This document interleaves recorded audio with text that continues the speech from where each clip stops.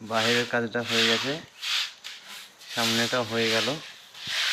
এবার দেখা যাক কত কি হয়, কোথায় কি কাজ হচ্ছে। এই কালকে এটা আমাদের ঢালাই হয়েছে।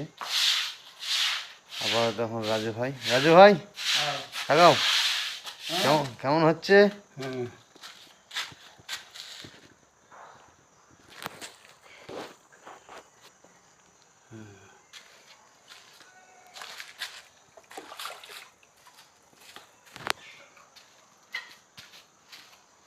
খুব ব্যস্ত আমাদের মিস্ত্রি এখন, আপাতত খুব ব্যস্ত।